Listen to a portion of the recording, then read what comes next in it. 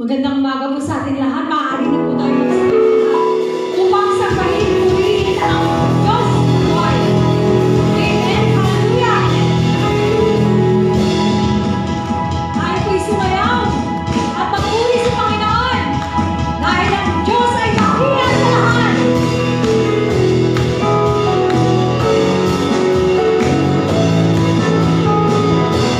oh, oh, oh, oh, oh, oh.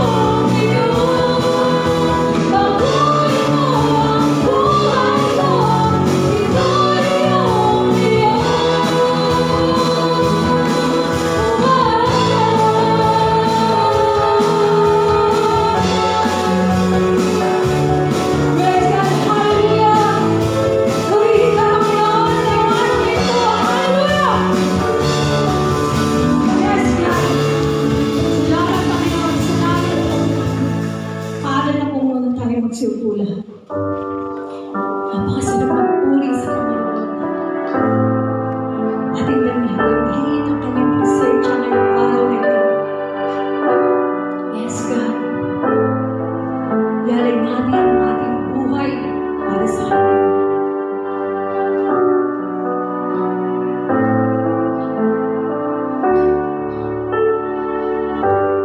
Sa'yo, oh my soul,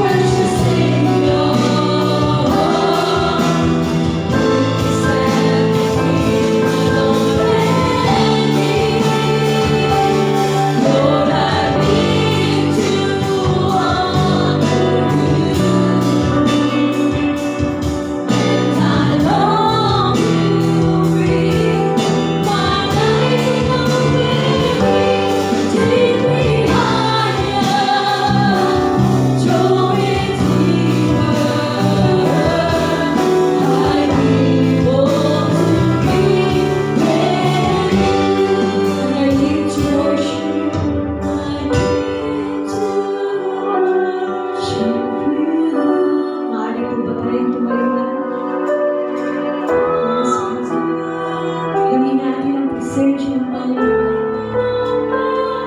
Surrender natin ang ating mga kabigatan, ating mga problema sa Panginoon. Yes, God, dahil walang makakapantay sa Panginoon. Tunay nga po, napakadakila niyo. Lord, I live to honor you.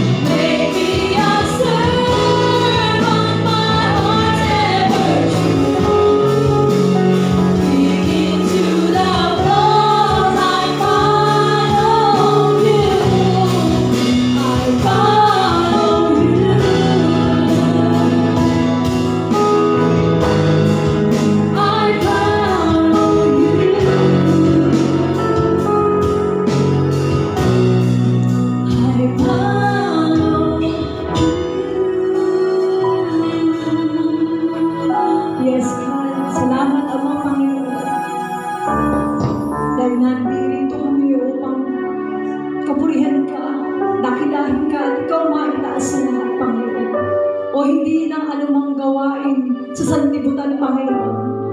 Ikaw ang aming inalala, Panginoon, ngayong araw na ito, Panginoon. Bagamat abala ang lahat sa lahat. Pero Lord, patuloy kaming susunod sa iyo. At yuyo mo sa inyong harapan, Panginoon. Salamat po sa pagkakataong ito, Panginoon. Na muli kang dakilain at maitanghal sa lahat. Salamat po, Ama, sa iyo po ang pinakamataas na dakila at pagsamba. Sa pangalan ni Jesus ang lahat po yung magsabi na. Amen. Yes.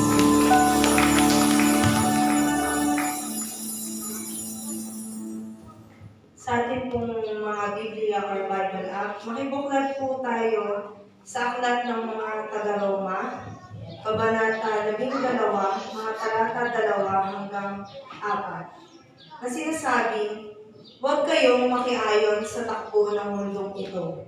Mag-iba kayo sa pamamagitan ng pagbabago ng inyong pag-iisip upang maunawaan ninyo ang kalooban ng Diyos. Kung ano ang mabuti, kalugod-lugod at ganap na kalooban niya. Dahil sa kagandahang loob ng Diyos sa akin, sinasabi ko sa bawat isa sa inyo, huwag ninyong pahalagahan ang inyong sarili ng higit sa nararapat.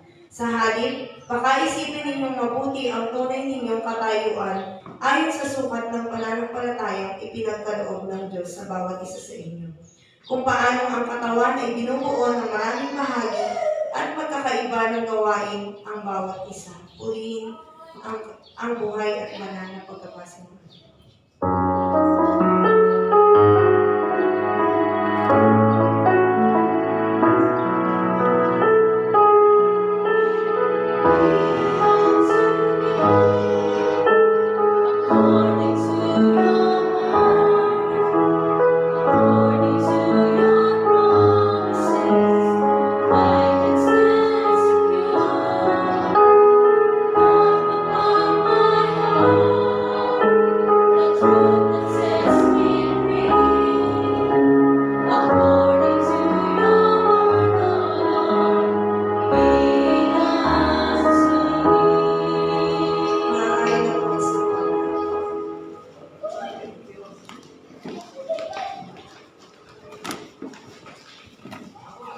Magandang umaga po sa ating lahat. Pakibati niyo nga po ang iyong mga katabi na magandang umaga.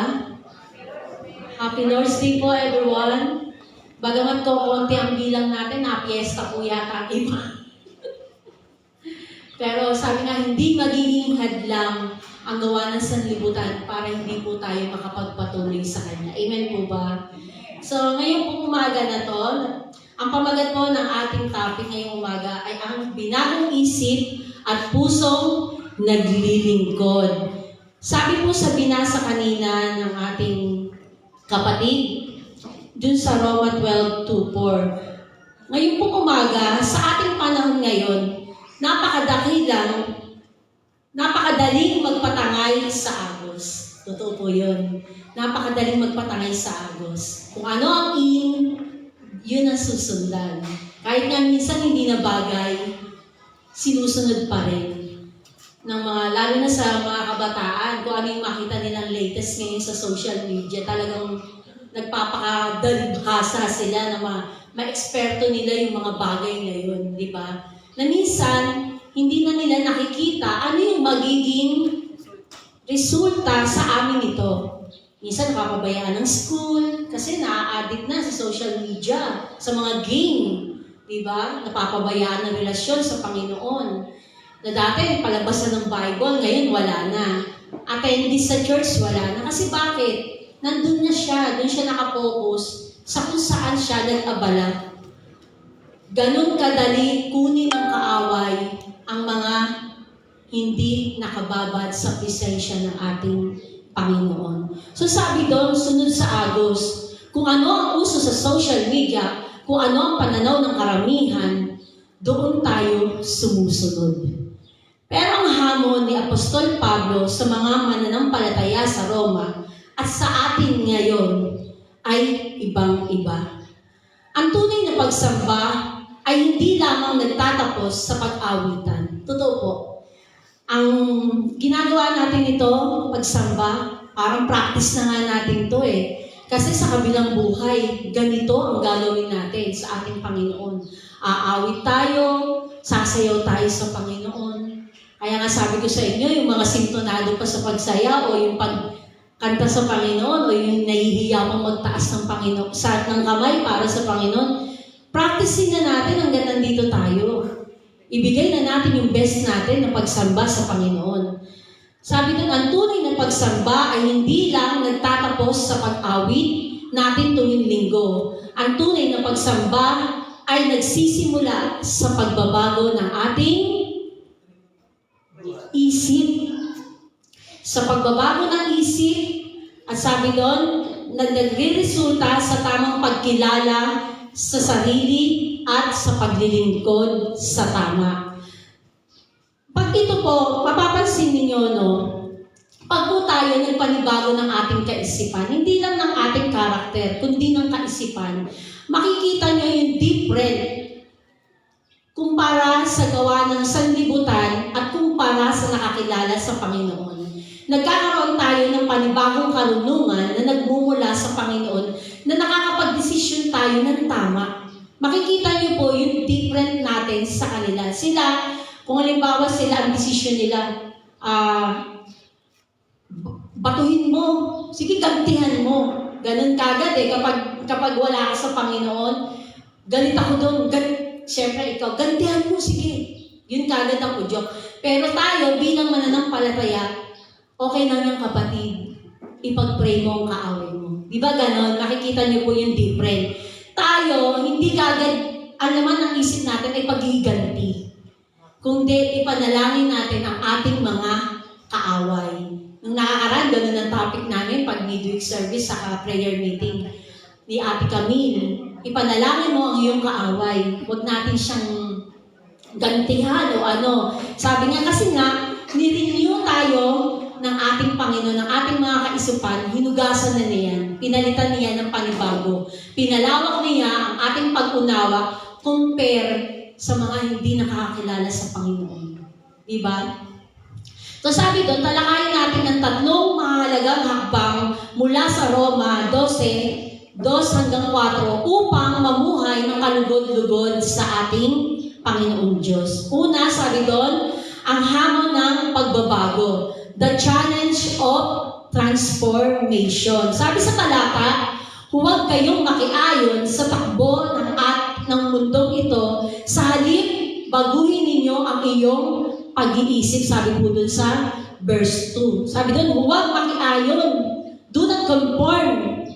Sabi ko kahapon sa midweek service, o kayo mga youth, baka pagkatapos natin sumamba, makisabay tayo sa posisyon. Di ba? Kasi nangyari na sa atin yun.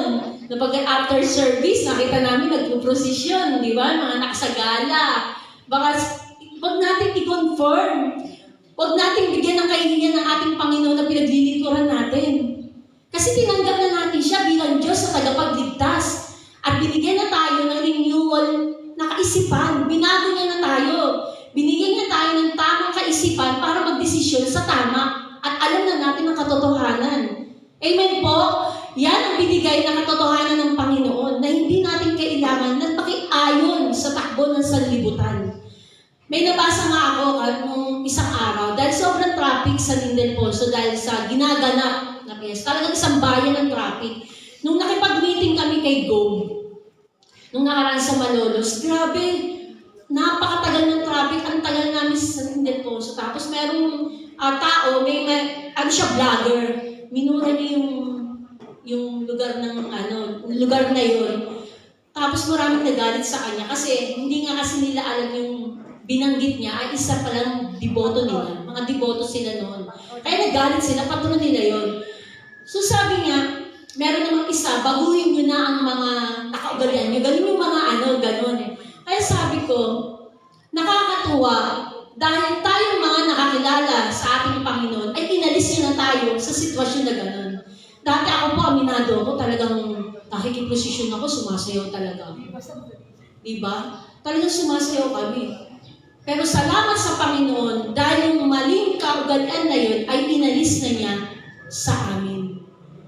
Binigay niya sa amin yung tunay na katuruan at dapat natin matutunan lahat na hindi na natin kailangan ikompormiso ang pangalan ng ating Panginoong Hesus sa mga ganitong gawain.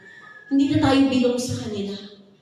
Hindi masamang makihalubilo tayo sa kanila. Hindi masamang maganda ka. Pero lagi niyong iisipin na hinanda ko to para baka may dumating na bisita. Hindi sa patron o ano pa man. Hindi. Wala tayong pinaghahandaan. Amen po ba? Baka mamaya dapat mag-invite pa kayo. Ayan, sabi doon, huwag natin ikompormiso ang pangalan ng ating Panginoon na ating pinaglilingkuran. Ang salitang ginamit sa orihinal na Grego ay parang paghubog sa isang bagay base sa hulmahan o molde. Ibig sabihin, huwag natin hayaan ang mundo ang magdikta ng ating ugali, pananalita at desisyon. Dito, napansin ko kasi dito, kapag ang kaharap ko ay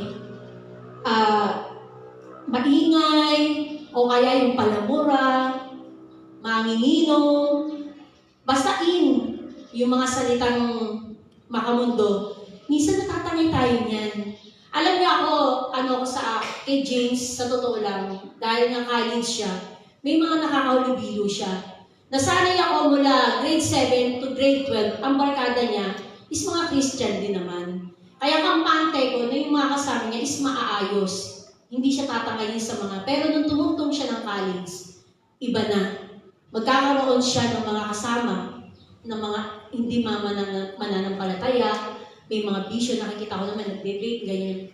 Sinabihan ko siya na hindi masamang makipagkaibigan, pero alam mo ang obligasyon mo sa Panginoon. Alam mo na binago ka ng Panginoon at alam mo kung ano ang tungkulin natin sa ating Panginoon. Mga nanay, mga magulang, lagi natin i-remind ang mga youth, lalo ng mga anak natin. Dahil sila ang pinaka-mabilis mahatak ng sanlibutan. Natatakot silang makantsawan na hindi ka hindi ka umiinom, baduy ka, boring ang relihiyon nyo. Diba? Tapos makikita mo, nakikipag-trash-talkan pag nag-games. Diba? Nagmumura. May mga, ako, naririnig ko talaga yan. Pag nandun na sa social media, nag-games, ganyan talaga. Diba? Hindi naman nila kaharapan kalaban, pero nakikita mo yung emotion nila. Sa kanto, maraming ganun. Gabi na lang, nakirinig ko, may nagmumura yung mga kabataan. Kaya sabi ko, ang galing ng sanlibutan. Nakita niyo mo yung hatak ng sanlibutan. Pero salamat sa Panginoon, yung mga kabataan dito. Wala ba dito nun? Wala? Parang may mga nagigilty kasi, mga nagtatanga, di ba? Wala ba dito nun? Amen? Wala dito nun, mga youth? Wala dapat ganun. Dapat hindi tayo nakikiayon sa gawa ng sanlibutan. Kasi ang kaaway, ginagamit niya ang social media para tayo malayo sa gawain ng Panginoon. Para hindi natin sila, mas lalo natin hindi makilala ang Panginoon, ginagamit yan. Kaya nga sabi, hilingin natin sa Kanya, i-renew niya yung kaisipan natin, yung ating mga puso. Nagpapaalalim kang matuto sa ML, pero dapat, mas pinapriority mong makilala ang ating Panginoon sa buhay mo. Sino ba ang good provider? Sino ba yung nagliligtas sa atin? Sino ba yung nagbibigay ng karunungan? Bakit tayo nandito? Bakit ka nag-aaral? Sino yung nag-iingat sa atin araw-araw? Pagkamulat pa lang ng mata natin. Diba ang ating Panginoon? Kaya dapat, siya yung lagi natin, yung salita niya, dapat natin pagbulay-bulayan at mas lalo tayo magpalalim sa kanyang mga salita upang maging mas matalino tayo sa sanlibutan na hindi na tayo matatangay. Amen po kahit sa mga magulang. Kung hindi tayo nagbababad sa salita ng Panginoon, pag may pagsubok, makita niyo bagsak tayo. Laglag tayo. Bakit? Kontento na tayo na umaten lang every Sunday. Okay na yun. Pinakain ko na espiritu ko nun.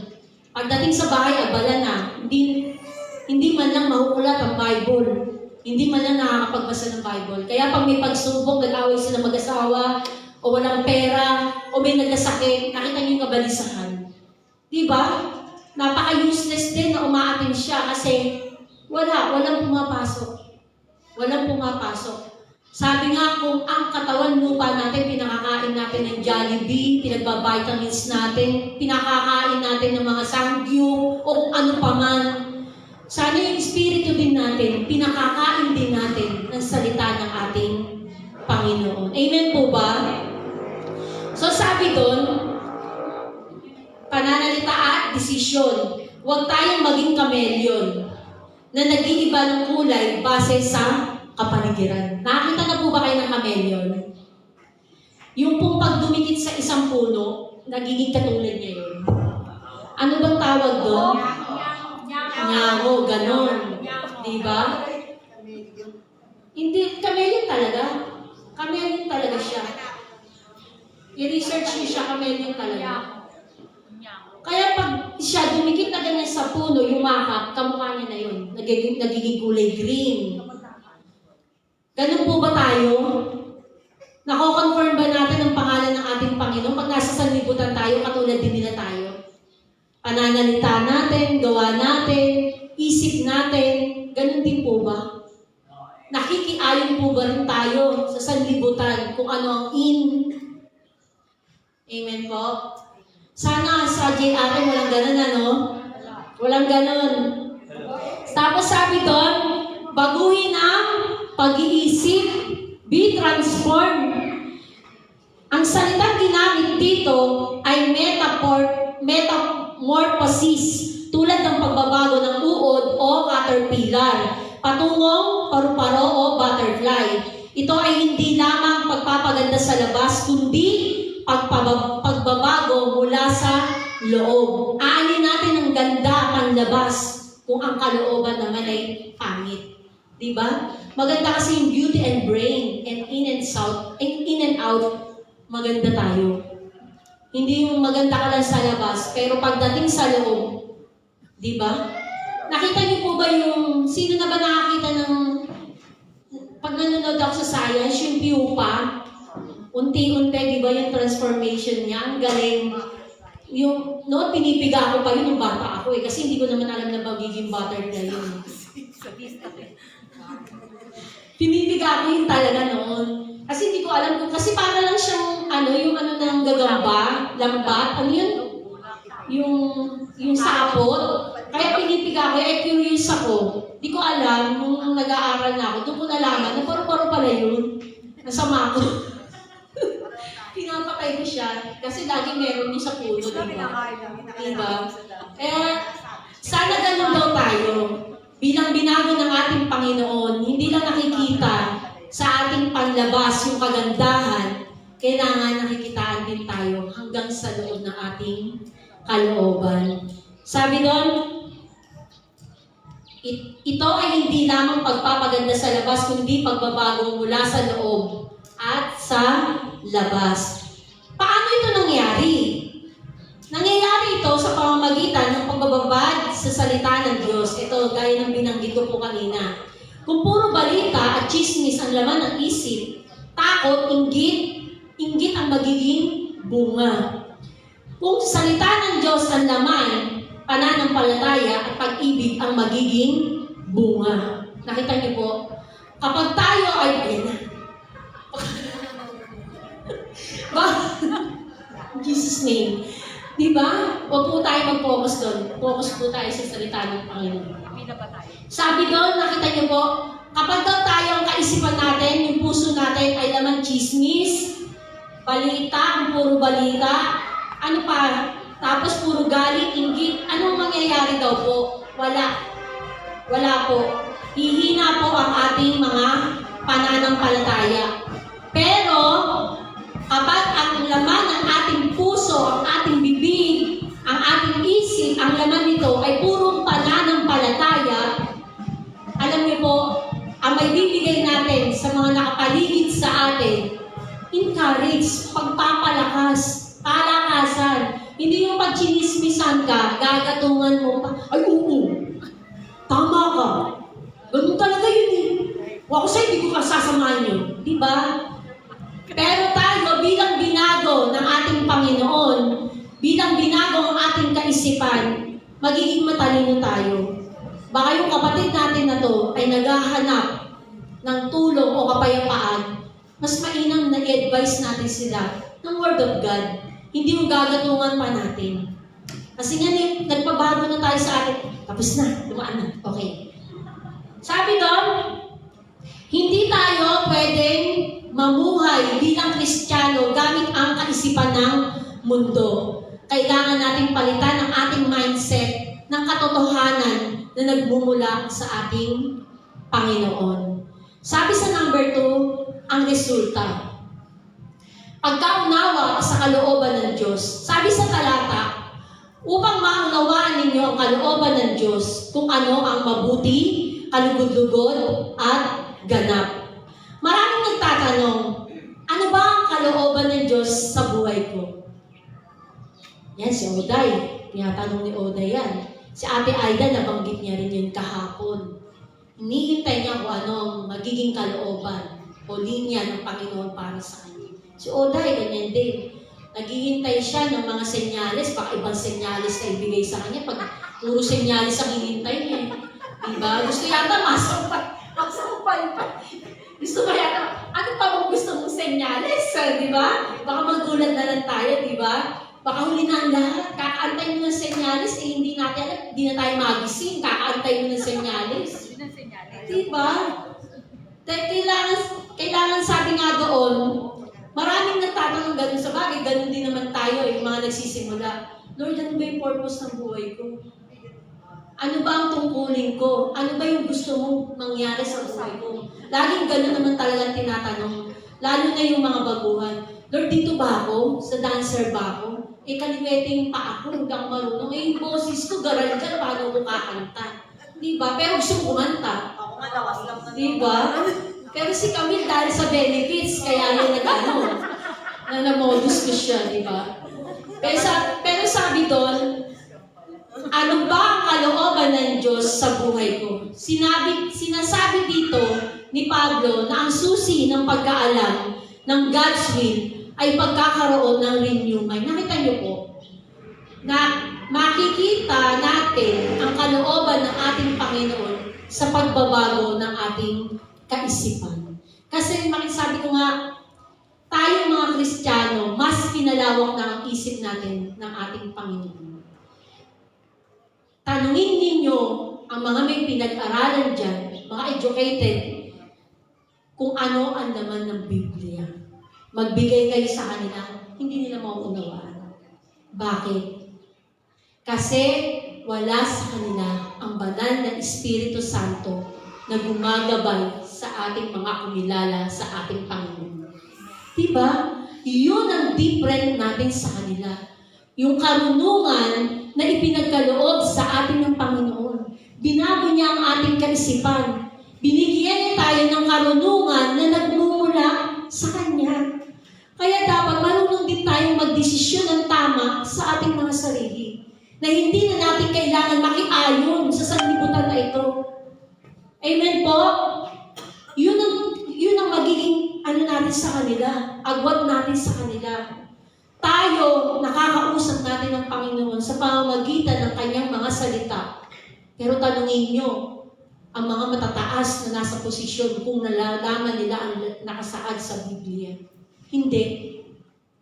Meron si Enrile nga po, nagpatotoo siya noon.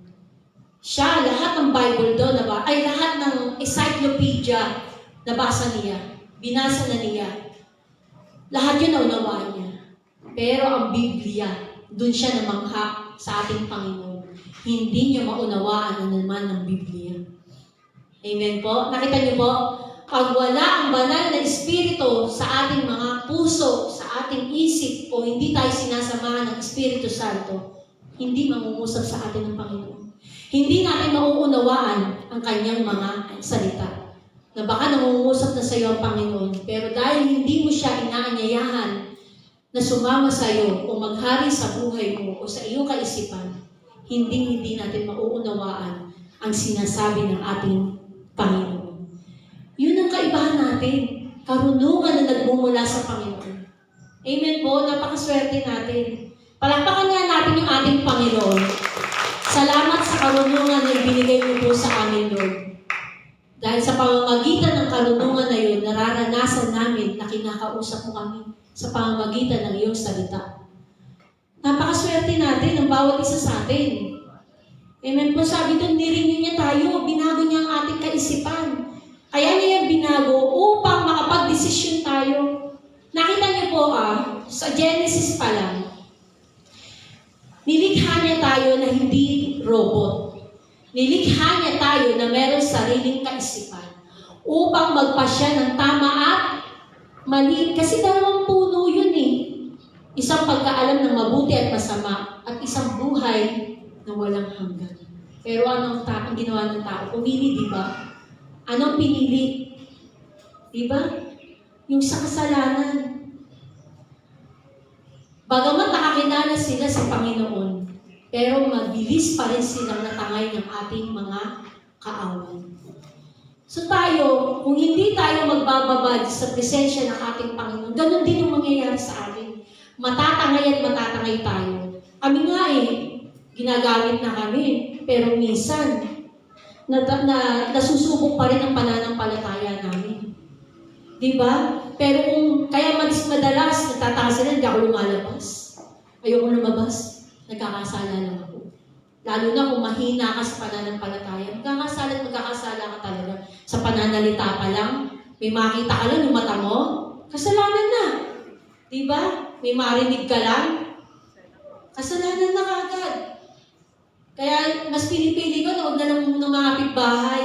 Kahit na sabihin mo pamilya mo yung kabanding mo, minsan nagkakasala talaga. Yung mga okray nga lang, kasalanan na eh. Kahit na sabihin mo nagkakasiyaan kayo, yung may mabitawan ka lang na pang-okray, kasalanan yun. Diba? Pero salamat sa Panginoon dahil binibigyan niya tayo ng tamang kaisipan para mawalampasan natin yung mga ganito, para makapagpasya tayo ng tama. So sabi doon, sinasabi dito ni Pablo na ang susi sa pagkaalam ng God's will ay ang pagkakaroon ng renewed mind. Una sabi doon, mabuti. Ito ay makabubuti sa atin at sa iba. Ibig sabihin noon, hindi ka na makasarili. Lagi mong iisipin, paano na sila? Alam niyo, nung gusto ko nang umalis, yung mag-give up talaga noon, inintindi ko talaga yung iba. Hindi yung sarili ko. Paano na sila? Pag ako umalis, aalis din sila. Inintindi ko talaga yung tagal kong pinag-pray nito, tapos sasayangin ko. Ang tagal kong hiniling sa Panginoon nito, tapos sasayangin ko. Paano na yung mga kaluluwa na to? Ayoko na maging ako ang reason bakit sila mawawala sa ating Panginoon. Diba? Kaya dapat lagi natin iisipin, ano ang makabubuti? Kung aalis ka ba, sa tingin mo, tama yun? Malulugod ba ang ating Panginoon sa gagawin mong desisyon? Lagi natin iisipin, hindi puro sarili. Isipin natin, ano ang makabubuti para sa kapwa ko o sa nakararami. Amen po. Tapos sabi doon, kalugod-lugod o pleasing. Ito ay nagbibigay ng ngiti at lugod sa puso ng ating Diyos. Nakita niyo po? Si Camille kahapon, nagkakwento siya sa akin. Chichismis po si Camille. Pero ito po, encourage po.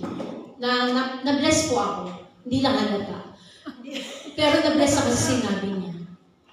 Nung nakaraan, hindi ko na ikakwento lahat, baka sabihin Camille, masyado. Nag-struggle talaga si Camille. Alam namin yun, nag-struggle siya. Dapat po yan, bababa na yan. Pero alam niyo, nakakatuwa si Camille.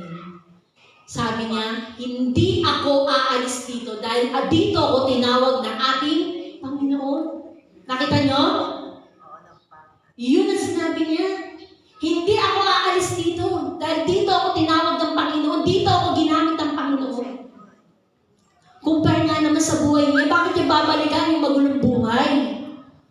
Eh dito payapa na ako na kahit walang malaking halaga sa bulsa, nakakaraos. Na may kapayapaan. Diba? Sa tingin niyo po, ang sanlibutan ba na paluguran ni Camille dito? Hindi. Ang Panginoon. Nung binigkas pa lang niya yun, sa tao na yun, na-bless na niya ang Panginoon. Nahipo niya ang puso ng Panginoon. Kaya sabi ko sa kanya, pagpapalain ka ng ating Panginoon. Sabi ko sa kanya kahapon, ibe-bless ka ng Panginoon. Kasi nakikita niya lahat yan, ng struggle. Pinagdaanan ko yan eh.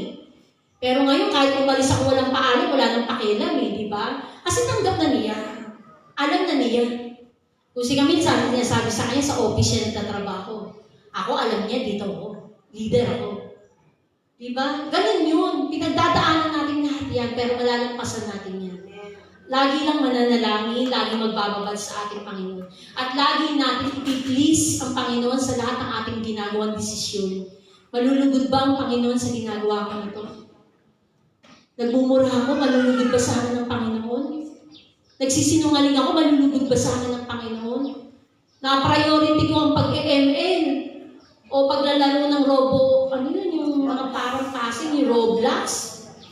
Na nalulugod ko ba ang Panginoon dito? Di ba? Yung pakikipag-trash-talk ako sa mga kalaban ko, malulugod ko ba ang Panginoon dito?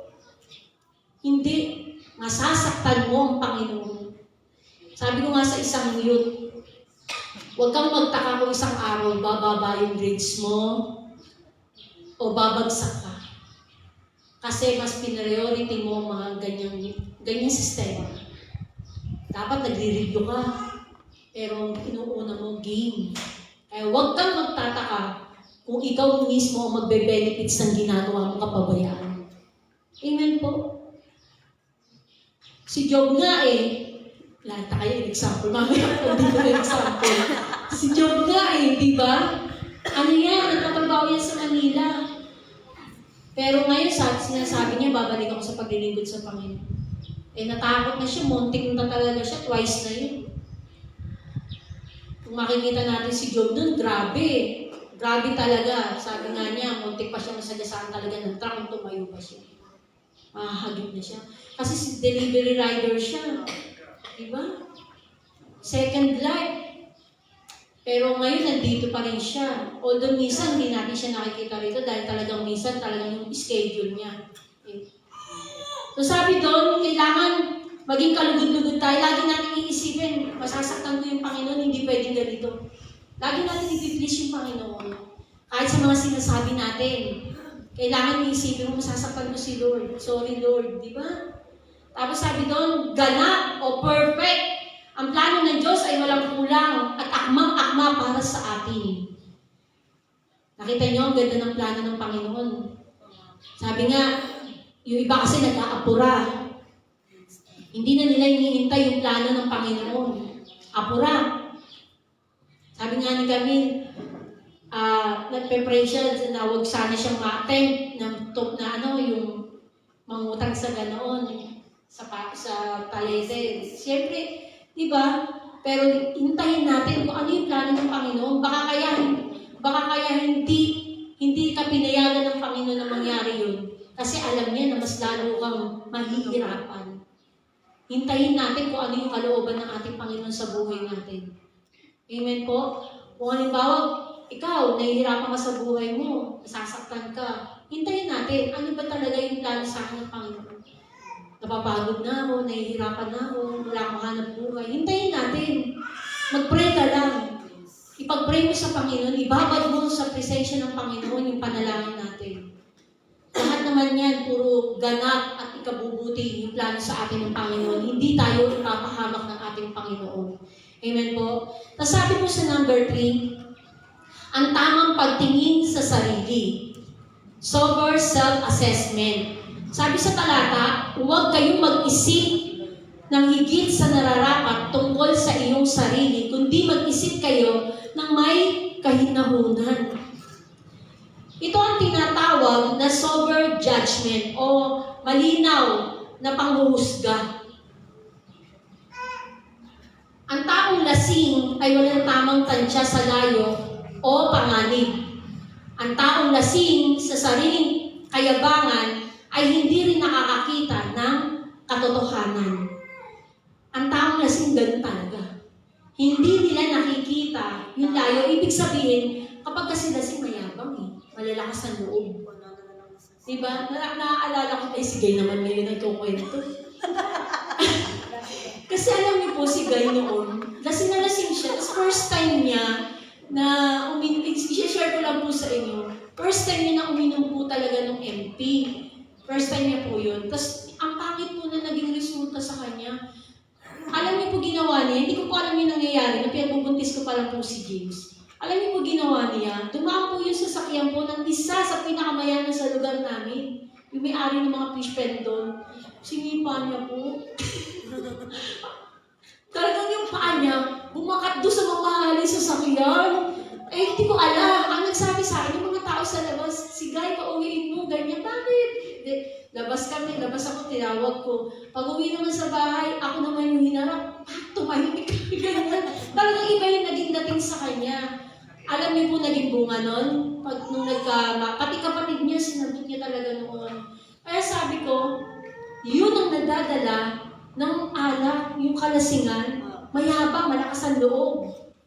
Ganyan po talaga, ganyan ang mga karakter ng nagagawa pag lasing ka sa alak. Ganyan talaga, lakas ang loob. Kaya nakakalungkot din, nung nagkamali siya kinabukasan, magbabayad siya ngayon doon sa sasakyan na nayupi. Diba? Ang galing ng bunga. Kaya bago tayo magpakalasing, dapat alamin muna natin ano magiging bunga ng kayabangan ko na to. Ano magiging bunga? Kahit po sa loob ng church, mayabang tayo, porkit ikaw marunong at tumugtog, marunong kang magpiano, marunong kang mag-drums, ang yabang mo. Kayang-kayang alisin ng Panginoon yan sa'yo. Kayang-kayang tanggalin yan sa'yo ng Panginoon. Di po ba? Ay ako magaling. Tapos hinihintay mo lang magkamali ang kapwa mo, pinagtatawanan mo lang. Di ba? Hindi nalulugod ang ating Panginoon sa ganung karakter. Hindi siya natutuwa. Sabi doon, huwag mag-isip ng higit sa nararapat tungkol sa iyong sarili. Tingnan niyo po, huwag daw tayo mag-isip. Kundi, mag-isip kayo ng may kahinahunan. So sabi doon, kapag binago na ng Diyos ang ating isip, babaguhin din niya ang ating mga ego. Sabi ng laban sa kayabangan. Ang taong hindi binago ang isip ay laging bida sa sarili niyang kwento. Pero, ang Kristiyano ay hindi dapat mag-isip na siya ay mas magaling o mas importante kaysa sa iba. Nakita niyo po, dapat daw po kung Kristiyano tayo, dapat hindi na ganito ang ating mga karakter. Hindi na tayo mayabang. Yung ego mo, mas magaling ako dyan. Mas magaling akong sumayaw dyan. Diba? Sabi sa pangalawa, laban sa maling pagpapahalaga. Hindi rin sinasabi ng isipin natin tayo ay walang kwenta o self-pity. Sabi ni Pablo, mag-isip ng may kahinahunan, sober judgment. Mag-isip po tayo ng payapa. Mag-pray tayo. Pagbulay-bulayan natin, ano ba ang ginawa ko? Ano ba ang ginawa ko ng araw na to? Nagkamali ba ako sa Panginoon? Naging mayabang ba ako ngayong araw na to? Dapat lagi pong ganun. Dapat alam mo sa sarili mo na nagkakasala ka. Hindi yung mataas ka pa. Na hindi ganda na yan. Ako, hindi sila makakatuloy. Walang tutugtog. Imposible. Alam niya nung nag-seminar kami, nakakatuwa yung mga natutunan namin. Sila, although masaya na may tugtugan, pero hindi magiging hadlang kung walang musician para magpatuloy ang gawain ng ating Panginoon. At sapat na umaawit ang buong kongregasyon kahit walang naglilid dito. Amen po? Kasi kaya alisin sa atin ng Panginoon niya kung tayo mayabang tayo. Diba? Sabi, dapat alisin yung ego, yung yabang sa ating mga katawan. Mas matalino ako sa iyo, mas magaling ako sa iyo, alisin. Kasi hindi nalulugod ang ating Panginoon sa ganitong gawain. Sabi doon, alisin din natin yung yung self-pity. Huwag po tayo maging self-pity. Ang sukatan ng ating halaga at kakayahan ay nakabase sa pananampalatayang ibinigay ng Diyos. Lahat ng mayroon tayo ay regalo o grace. Walang dapat ipagmalaki, dapat dahil lahat ay galing sa Kanya. Nakita niyo po, wala tayo. Kami, pag mag-start kami, M2, lagi namin sinasabi yan. na wala kaming magagawa, Panginoon, kung wala ang iyong pagsama. Sa tugtugan, sa awitan, sa sayawan, wala kaming magagawa kung hindi niyo po kami sasamahan, Panginoon. Dahil ang lahat ng meron kami ay galing sa inyo at wala kaming maipagmamalaki kung hindi niyo kami sasamahan. Diba? Kasi sa lahat ng ginagawa natin, itong ginagawa natin na to, Panginoon ang tinataas natin sa ating mga buhay. Hindi yung talento na meron tayo. Kasi kung sarili mo na ang tinataas mo, hindi na ang Panginoon, kayabangan na yun. Hindi na natin napiplis ang Panginoon. Kayabangan na yun. Lagi namin sinasabi sa mga youth yan, alisin natin ang ganong karakter kasi hindi nalulugod ang Panginoon dyan. Galit ang Panginoon sa ganyan. Pwede niyang alisin sa atin yan. Nakaraning ko na sabi ko po yun. Lord, kung hindi kami nakalulugod sa iyong harapan, alisin niyo po sa amin ang ipinagkaloob niyong karunungan. Yung talento, alisin niyo po sa amin ito kung di po kayo nalulugod sa amin. Diba? Kasi nakikita namin na meron nagkukulang. Meron nagkukulang magbasa ng Bible. Meron nagkukulang sa pagdarasal. So ano yung ipagmamalaki namin sa Panginoon? Tumatayo lang kami dito? For what? Performing? Diba? Hindi nalulugod ang Panginoon. Kaya ang naging panalangin ko nung time na yun, alisin nyo ang mga kakayanan na ibinigay nyo sa amin. Kung di po kayo nalulugod sa aming ginagawa. Yun ang naging prayer ko sa Panginoon. Kasi alam namin, baka kayabangan na lang ang ginagawa namin eh. Baka sarili na lang namin ay tataas namin. Amen po. Kaya sa lahat ng gagawin natin, lagi natin iblis ang Panginoon. Leader ako! Dapat ako masunod. Hindi pwedeng ganun. Hindi pwedeng ganun. Na mayabang ka. Na mayabang tayo. Amen? Kasi meron po bang mayabang sa JRM? Wala. Lahat tayo dito may mabababa. Lahat tayo kailangan abutin natin ang sanlibutan. Turuan natin sila na makakilala sa Panginoon. Turuan natin sila na katulad ng mga ginagawa na yan. Mali. Nasa mali pa silang direksyon. Turuan natin sila na maging katulad natin sila na hindi na rin nakikiayon sa takbo ng sanlibutan. Amen po?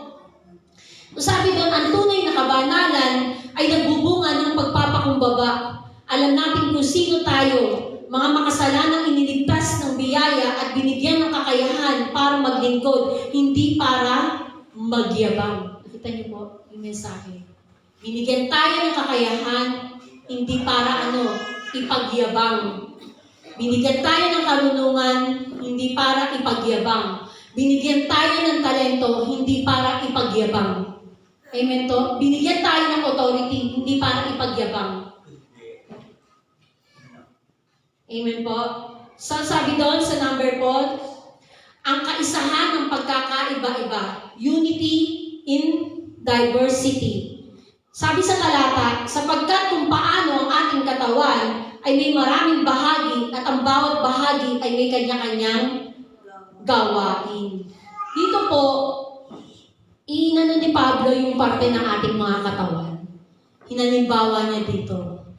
Sabi doon, ang halimbawa ng katawan, ang mata ay napakahalaga para makakita. Amen? Amen. Pero hindi nito kayang maglakad. Totoo naman. Napakahirap naman yung mata, pinaglalakad mo. Ano ba? Ang pangit talaga. Pero hindi nito kayang maglakad. Kailangan nito ang paa. Ang paa naman, gaano man ito kalakas, kung wala ang mata, ay mababangga ito. Totoo naman. Kapag wala ang mata, ano itsura ng paa? Di ba ganyan? Ganyan. Kinakaba. Ganun po talaga. Di ba totoo naman? Kapag wala ang mata, ganun ang paa. Di ba? Nangangapa. So sabi po, dito sa loob ng ating church, may mga kamay. Sila yung mga hindi natin nakikita sa harap, pero masipag. Masipag magayos ng silyan, maglinis ng CR, o mag-asikaso ng merienda, sila ang gumagawa. May mga mata rin. Sila yung mga leaders na nakakakita ng direksyon ng church. Hindi ko yung babaylan, ha? Ito yung sinasabi kong karunungan na nagmumula sa Panginoon. Nakakakita sila ng direksyon ng church. Nangungusap ang Panginoon sa kanila. Hindi mo babaylan, ha? Ulitin ko sa inyo. Kasi may nakikita nila kung ano ang mangyayari sa church in the future. Diba? Meron mensahe, binibigay ang Panginoon. Vision. Tapos sabi doon, may mga puso din po. Sila yung mga taga-panalangin o tinatawag natin intercessory. So sabi doon, na laging nakakaramdam ng mga pangangailangan ng iba. Ganun ba yung intercessory natin? Nakakaramdam ng dapat ipanalangin, ng dapat ipag-pray. Nakakaramdam ba sila sa pagiging, sa kapwa natin na kailangan ipag-pray ito? Napapanaginipan ba natin sila? Kasi diyan dapat ang karakter ng intercessory leaders na nangungusap ang Panginoon, ipinapakita sa iyo na kailangan ipanalangin ito. O pwera na lang, hindi ka babad sa presence ng Panginoon, hindi talaga mangungusap ang Panginoon. So sabi doon, ang problema, ito papakinggan natin ang problema, kapag ang kamay ay nagalit sa mata, dahil ang mata ay nakatingin lang habang ang kamay ay pagod, doon nawawala ang kaisahan o pagkakaisa. Dapat nating maunawaan na ang bawat function ay disenyo ng Diyos para sa ikabubuti ng lahat. Nakuha niyo po? Nakuha niyo po? Kapag si kamay napagod, siyempre gawa ng gawa si kamay. Ganyan, gawa ng gawa. Akala niya na paglilingkuran niya ang Panginoon. Pero, ganyan, reklamo ng reklamo. Napagod. Ano nakita niya? Sige, mata. Tumpatan na to. Masid lang na masid, di man tumulong. Diba? Ano nangyayari? Nagkakaroon ng division. Nagkakaroon ng pagkakawatak-watak o pagkakahiwa-hiwalay. Bakit? Kasi si mata hindi niyo man lang inuutosan. Si mata tamad. Diba? Si mata ganito lang yung ginagawa, hindi man lang pagod. Ako, pagod na pagod ako. Si kamay yun, hindi nagre-reklamo. O mga kamay, baka ganyan na yung puso natin, ha? Alam niyo na yun kung sino kayo. Mga puso, mata. Dapat lagi natin titimbangin. Ano ba ang laman ng aking puso? Ano ba ang laman ng aking isip? Masaya pa ba ako sa ginagawa ko? Dapat lagi natin pagbubulay-bulayan yung lagay ng ating mga puso. Na baka puro na tayo reklamo. Ayoko na, napapagod na ako dyan. Panay utos si Ate Lucille. Ate Rona, panay dyan. Di ba? Baka ganun na tayo, baka ganun na yung puso natin. Minsan, natin, saliksikin natin, tama pa ba yun naman ang puso ko? Amen po? So sabi doon, ginamit ni Pablo ang halimbawa ng katawan ng tao. Maraming bahagi, may mata, kamay, paa, at pa. Iba't ibang gawain. Hindi pwedeng lahat ay mata dahil walang makakarinig. Hindi pwedeng lahat ay paa dahil walang hahawak. Ang pagbabago ng isip at pagpapakumbaba ay kailangan para magkasundo-sundo ang magkakaibang miyembro ng iglesia. Nakita niyo po, pinagkaisa-isa mula sa verse 2 hanggang sa verse 3 hanggang sa verse 4. Uulitin ko Sabi doon yung connection, nakikita niyo. Mula sa verse 2, ang pagbabago ng isip, at sa verse 3, at pagpapakumbaba, ay kailangan para magkasundo-sundo ang magkakaibang miyembro ng iglesia. Nakita niyo? Dapat unity. Iisa tayo. Hindi po pwede na eto ka lang, hindi ka na makikisama dito. Lahat tayo may function. Kaya dapat hindi sasamaan loob natin sa ganito. Hindi naman po pwede na isa lang ang nagpa-function. Hindi pwedeng ganun. Kailangan ibigay mo sa iba yung kanyang gawain na nararapat sa kanya at ikaw ang gumawa ng para sa iyo. Para hindi ka makikita ni mata na laging ito lang yan, ito lang ginagawa nito, ito lang ganyan. Diba? Nakukuha niyo po yung point ko? Para hindi po tayo nagkakaroon ng nagkakahiwa-hiwalay. Walang samaan ng loob. Kailangan nagkakaroon tayo ng pagkakaisa. Bakit? Diyos ang pinaglilingkuran natin. Hindi naman ang mga sarili natin. Hindi rin ang mga taong nakapaligid sa atin. Kaya kailangan natin dito, pagkakaisa-isa. Hindi pagkakabuklod-buklod. Amen? Pag kulang ang parte ng ating katawan, mahirap na kumilos. Kaya sabihin niyo po sa katabi niyo, kailangan ka ng church. Kailangan kayo ng ating church. Kailangan kayo ng ating Panginoon. Kasi hindi tayo magiging isa kung tayo ay watak-watak. Na merong mga iba't ibang pananaw, merong mga sarili-sariling opinion. Hindi po pwedeng gano'n. Masisira ang direksyon ng ating Panginoon o gawain ng ating Panginoon. Kung tayo ay walang pagkakaisa. Nakita niyo po yun? Nakita niyo po yung example ni Pablo dito. So sabi na ng mensahe doon, sa loob ng church, iba-iba tayo ng talento. May magaling kumanta, may magaling magturo, may magaling magluto, may magaling mag-ayos ng silya. Walang kompetisyon.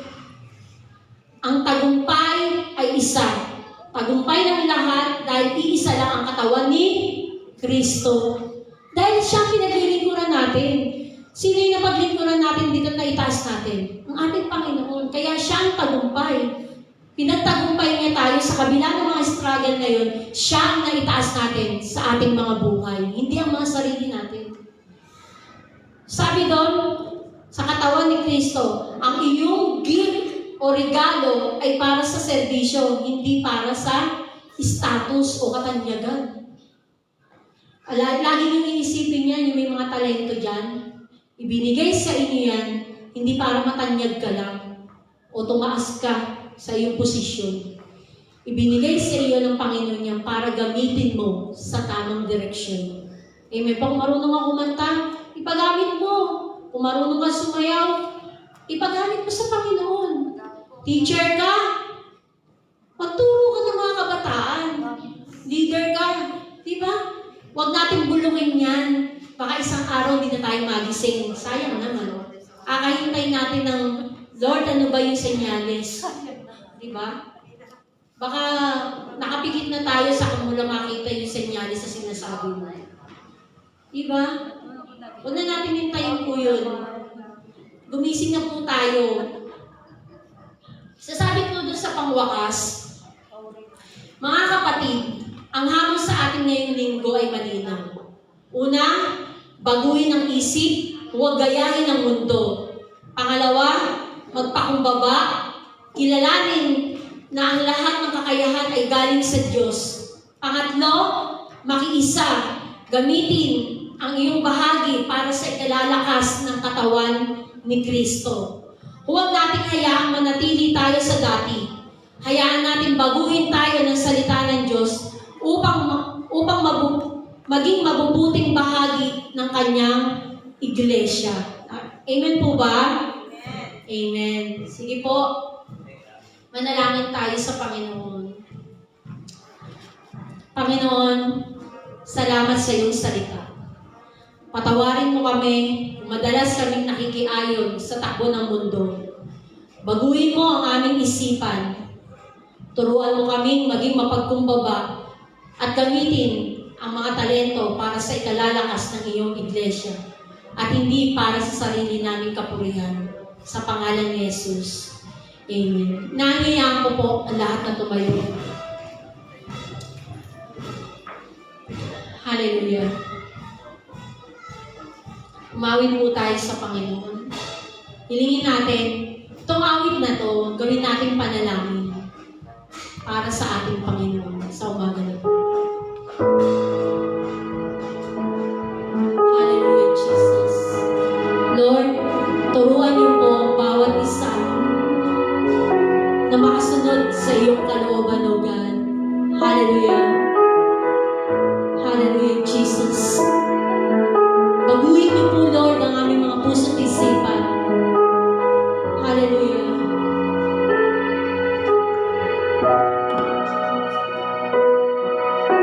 Send me on your way.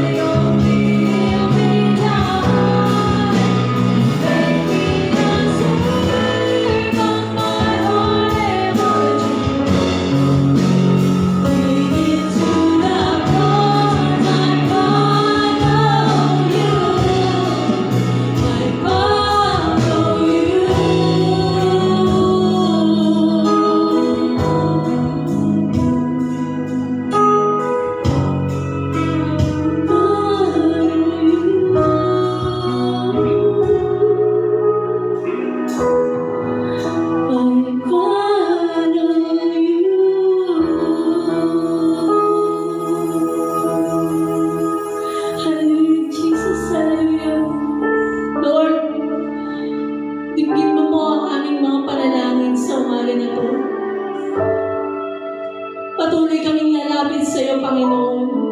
Nagpapakumbaba, O God. Baguhin niyo po, Lord, ang aming mga puso. Na huwag na kaming makiayon sa mundo na ito, Panginoon, dahil kami pinili niyo at binago ang aming mga kaisipan, Panginoon. Kaya Lord, sa umaga na to, dalangin ko sa bawat isa na naririto, maging ako na yung lingkod. Turuan niyo kami na mayakap namin ang krus mo, Panginoon. Na hindi na kami makiayon sa takbo ng mundo na ito, Panginoon. Patuloy niyo po kaming pagtagumpayin, Panginoon, sa araw-araw na nandito kami sa sanlibutan na ito, Panginoon. Patatagin niyo po kami sa pananampalataya, Panginoon. Lagi niyo po kaming kakausapin. Na huwag namin makompormiso ang iyong pangalan bilang Kristo na aming mga buhay. Lagi niyo i-remind sa amin na kami ay iba na, Panginoon. Na binago niyo na kami, Panginoon. Lagi niyo ipapaalala sa amin ito, lalo na Lord, sa mga kabataan na alam namin na tinatarget ng mga kaaway. Dalangin namin, Panginoon, lagi niyo silang i-remind, yayakapin. Turuan niyo sila na may priority ka, Panginoon, sa kanilang mga buhay. Hawakan niyo sila, Lord. Huwag niyo hayaan na makuha sila ng sanlibutan na to at makiayon sila sa galaw ng sanlibutan na to, Panginoon. Maging kami ng mga magulang, O God. Lagi niyo kaming patatatagin sa pananampalataya at lalong-lalo na sa pagbababad sa iyong presensya, sa pakikipag-usap sa iyo sa pamamagitan ng iyong mga salita, sa pagbabasa ng Biblia. Lagi niyo po kaming tuturuan, Panginoon. Lord, maraming salamat sa umaga na to, sa mga kapatiran, sa kabila ng kaabalahan ng nasa paligid. Hindi naging hadlang ito para hindi ka namin unahin sa aming mga buhay. Salamat sa katagumpayan na patuloy niyong ibinibigay sa amin, Panginoon. Lord, lumabas kami kanina dito na mayroong mga pasanin, may mga karamdaman, at ngayong umaga na to, ay lalabas po kami na may victory sa aming mga puso at isipan na pinagaling mo, Panginoon. At kiniklaim namin, Lord, na ikaw na, Panginoon, ang patuloy na maghahari sa aming mga buhay sa umaga na to. Salamat, Ama. Salamat sa mga kapatiran na laging naniniwala at nananampalataya sa iyo. Salamat po, Panginoon. Ito po ang aming samot dalangin sa tanging pangalan lamang po ng iyong anak na si Jesus. Ang natin nagsabi na, Amen.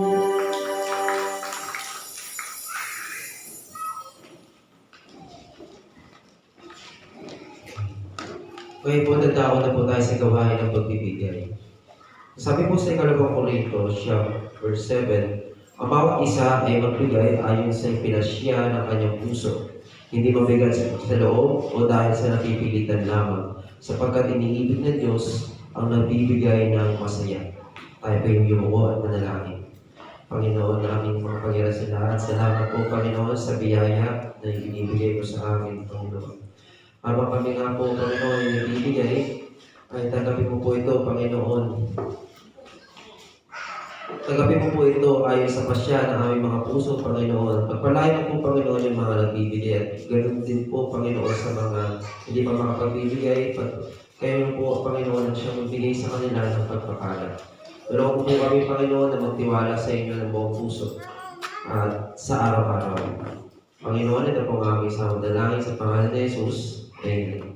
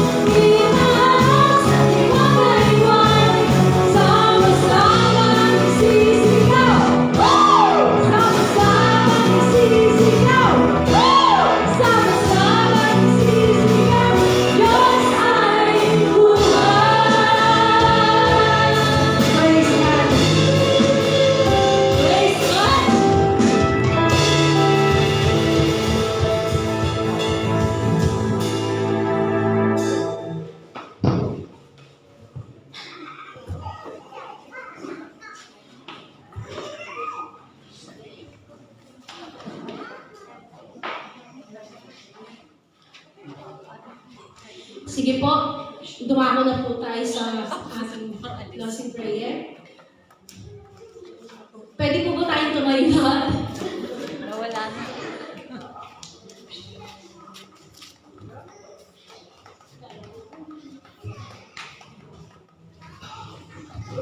Hindi nagbasa. Ayan, bago po tayo mag-closing prayer, may ilan muna po tayong announcement. Una-una po dyan ay ang ating prayer meeting. Inaanyayahan po namin kayong dumalo sa ating prayer meeting na ginaganap tuwing Thursday alas 4 ng hapon dito po sa simbahan. At ang ating pong exhorter sa ating prayer meeting this coming Thursday ay si Eliza Recorata. Next naman po ay ang ating Bible study. Ito naman po ay ginagawa upang pag-usapan at mas lalo po natin makilala ang ating Panginoon kahit na tayo ay wala sa ating simbahan. At ang bawat area po ay mayroong naka-assign na teachers. Kindly coordinate with them na lang po para sa araw at oras ng inyong Bible study. Next naman po ay ang ating midweek service. Ito naman po ay ginaganap tuwing alas 2 ng hapon, araw ng Sabado bago po ang practice ng F2.